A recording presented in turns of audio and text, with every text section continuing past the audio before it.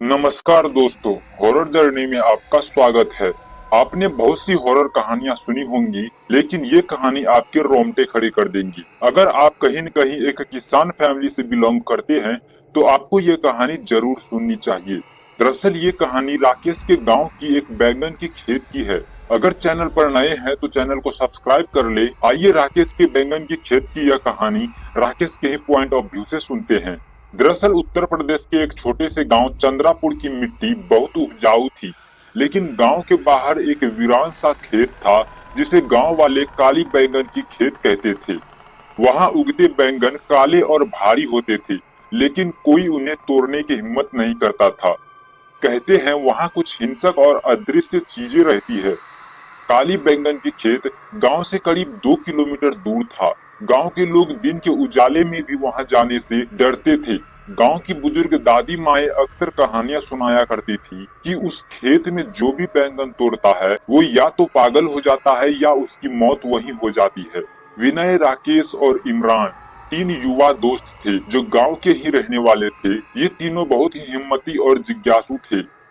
एक दिन गांव के चबूतरे पर बैठकर बात करते हुए विनय ने कहा, यार ये साली बकवास कहानियां हैं। एक खेत है, बैंगन उगते हैं और लोग डर से वहां नहीं जाते। इमरान ने जवाब दिया, हाँ, और अगर हम जाकर देख आए तो सबको पता चलेगा कि डरने की कोई बात नहीं है। राकेश कुछ झिझकता लेकिन फिर बोला, ठीक है, लेकिन रात में चलेंगे, तभी उसकी असलियत पता चलेगी। दूसरा हिस्सा, रात की योजना। अगले दिन तीनों ने टॉर्च, लाठी और मोबाइल कैमरा तैयार किया और रात 11 बजे खेत की ओर रवाना हो गए।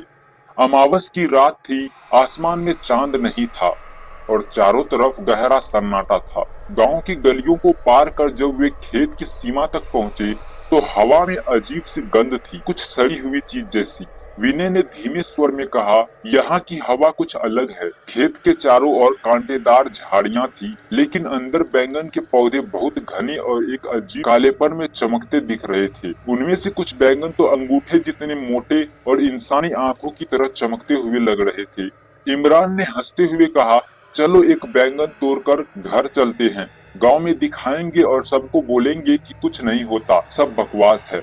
उसने जैसे ही बैंगन की डंडी को छुआ, पौधा कांपने लगा। चारों ने चौंक कर देखा, बैंगन का पौधा अचानक बड़ा हो गया और उसकी डंडी से कुछ काले धागे जैसी चीजें निकली और इमरान की उंगलियों को जकड़ लिया। इमरान चिल्लाया, हटाओ, ये क्या है, जल रहा है। राकेश ने जल्दी से लाठी से मारकर धागे तोड़े और इमरान को खींचकर खेत से बाहर लाया। लेकिन इमरान की उंगलियां अब नीली पड़ चुकी थी और उस पर काले निशान उभरने लगे थे। यह निशान बहुत ही तेजी से उसके पूरे शरीर में फैल रही थी। तीनों घबराकर वापस गांव की ओर भागे।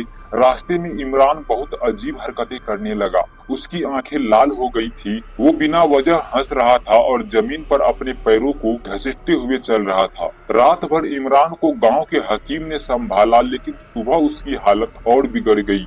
उसने जोर से चीखते हुए कहा, वो बैंगन मेरे सपने में आता है, वो मुझे खा जाएगा, वो खेत सांस लेता है, वहाँ कोई है।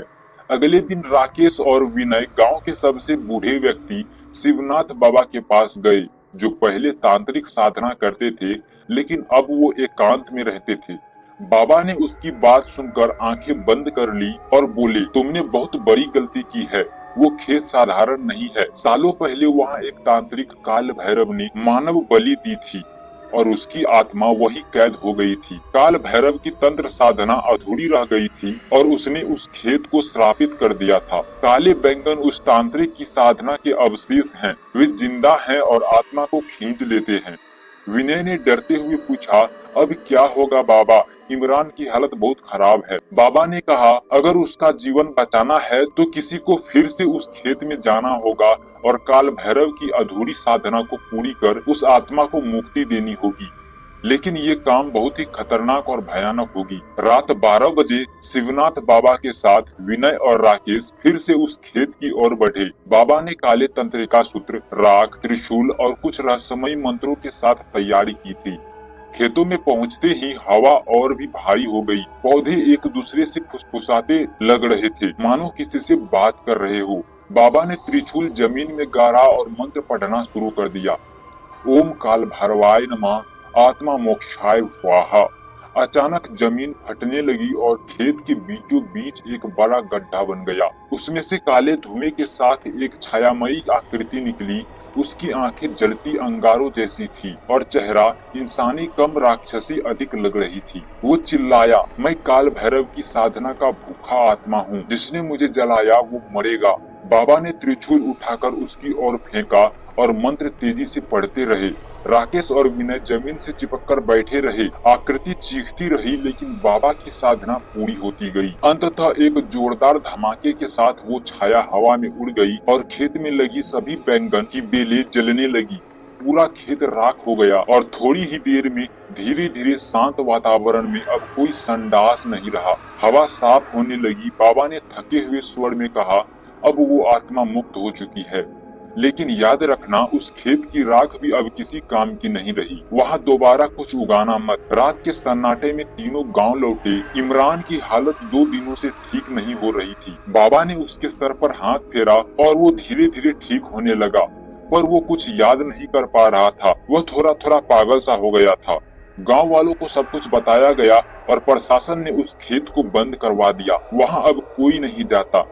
लेकिन 1 महीने बाद एक गांव के बच्चे ने देखा कि उसी जली हुई खेत के जमीन पर फिर से एक पौधा उगा है, एक काले बैंगन का पौधा।